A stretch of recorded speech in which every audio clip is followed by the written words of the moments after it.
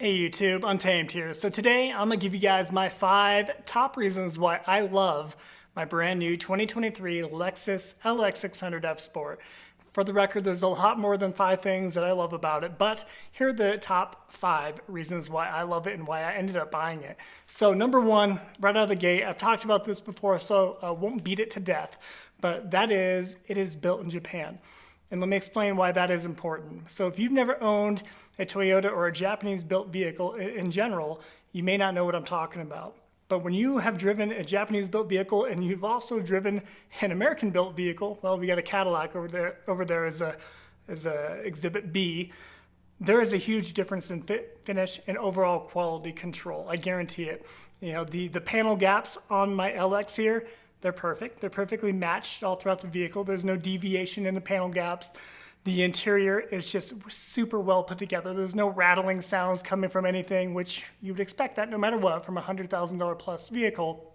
But I can honestly tell you, although used, my 2020 Cadillac Escalade over there has plenty of rattles and weird sounds within it. And it's just, it sounds like it, there's parts that are almost falling apart already on it, just being a few years old. You will not get that feeling within a Japanese built vehicle. I'll confidently tell you that. So I've owned a number of 5th generation 4Runners, and they are also built in Japan. And the overall fit and finish of those has always been second to none. I've always taken tremendous pride buying vehicles that are built in Japan because you can tell that the Japanese take tremendous pride building their vehicles. And that LX right there is no different. I love the feel, fit and finish all throughout it. And it's just extremely well put together, which you'd expect.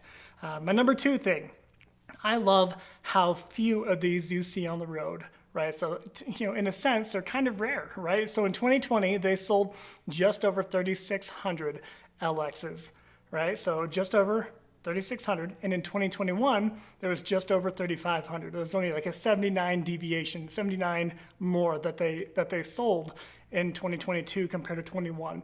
I think we're on track to be a little bit more than that in 2023 here, but that's yet to be confirmed as well. So I love that there's so few. And for comparison's sake, for the 4Runner, they sell anywhere from 115 to 145,000 every year within the US alone. So a tremendous gap between them, which is why you see 4Runners everywhere you go, right? But people love them. They sell them for good reason. These being in a different price market, we're right around, you know, $111,000 MSRP for the F Sport here. Not a lot of people are shopping in that price category, unfortunately, right? So I do love the fact that there's so few of them on the road.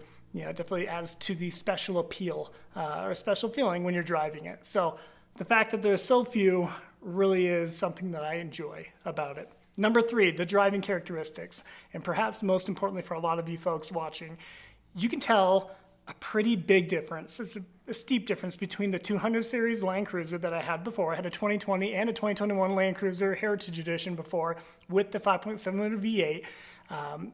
You know, a very different feel between the two. I mean, they both feel very sturdy, very heavy. You get that feeling from both.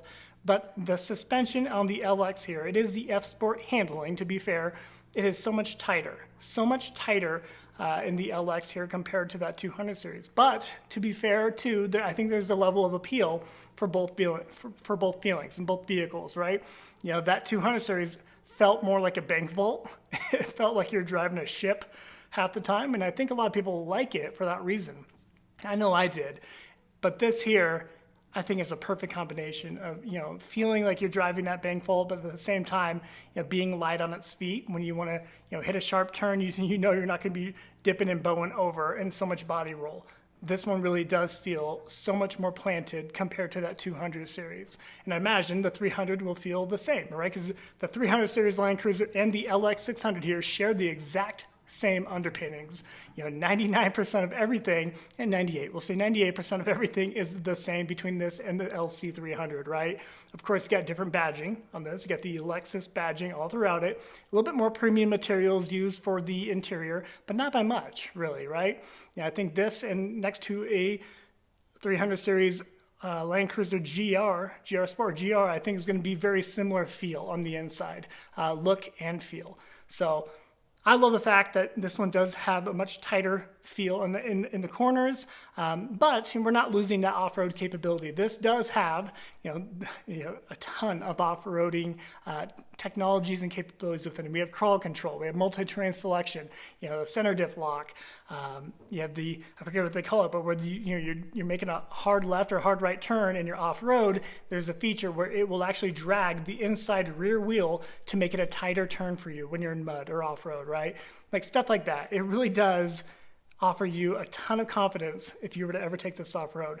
However, with the stock wheels for the LX600 here, the F Sport, the stock wheels and tires, they're not conducive for off-roading. And that is, I think, a detriment because this is such an off-roading capable vehicle. When people buy it and drive it off the lot, they probably won't do that. Most people, 9 out of 10 people, aren't going to take it off-road, myself included for the most part. But I do like knowing if I want to take it on a light trail somewhere, I can do that with full confidence, right? I'll leave the extreme off-roading to an $8,000 Jeep Wrangler.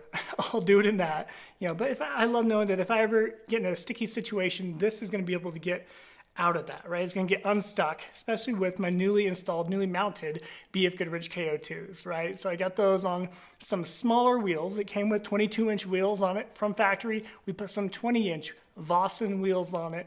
And with those KO2s, it certainly will live up to its off-road capability and reputation. So I love that about it. So the driving characteristics on and off-road is my number 3. Number 4 is, I kind of hinted at it already with my opener, but the amazing fit and finish. And this is new to me. I've gotten used to driving Toyotas, and Toyotas are not known to be the most plush on the inside, right? We had the Escalade over there, but this, I think, blows it out of the water totally. Most Toyotas, you don't buy them to be, surrounded with creature comforts and all the technology. You don't do that historically. I never have.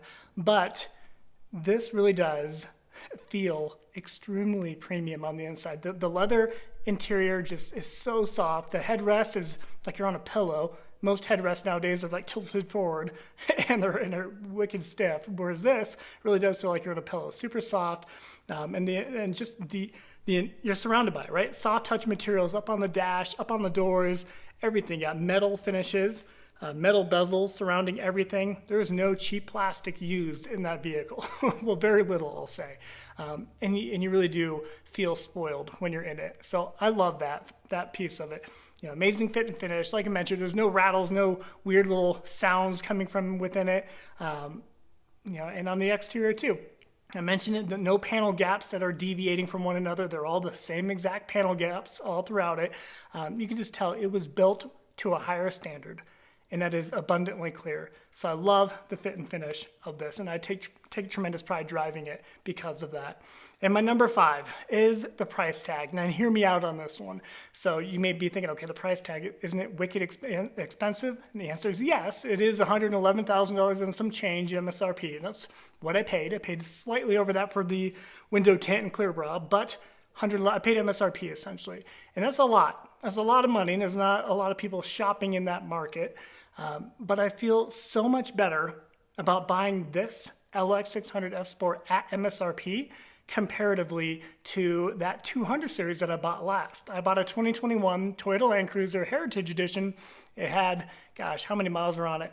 It was essentially brand new. It was essentially brand new, very, very low miles on it, but I spent a premium for it because it was 2023, and I bought a quote-unquote used, new 2021 Land Cruiser, and I spent $107,000 for it. $107,000 for a used Land Cruiser that was once upon a time $89,000 and some change MSRP. And let me rephrase that. Once upon a time, I spent $10,000 below MSRP for that same exact vehicle in 2020. In May of 2020, I bought that same vehicle, a 2020, 1 year older, Heritage Edition, black, same color, for 10 grand below. It was just right around $80,000 is what I paid for it back then because dealerships couldn't sell them. People weren't buying them left and right. It wasn't until they took away the Land Cruiser nameplate from the US when they became wicked popular all of a sudden. I remember they were like trying their hardest to sell me that thing back then, and they weren't just as wildly popular. There's always been a niche following and a niche group or a cult following, I'll say, for the Land Cruiser, but it wasn't until they took it away where people really got excited about it in the US, which is a shame, right? It's a forbidden fruit thing. But we know they're bringing back the 2024 Land Cruiser nameplate. It is going to look very different from the 200 series, a very different vehicle. It has a 4-cylinder hybrid power plant now, the iForce Max, and very different from that 5.7 liter V8. So this is truly, the real Land Cruiser that you can buy in the US, right? So this is the 300 series that we can actually buy. So super grateful to have been able to get this. And to add to my point there, paying $111,000 for this feels way better than spending $107,000 for an $80,000 Land Cruiser, if that makes sense. So I take a lot of pride having purchased this and driving this every day because of it.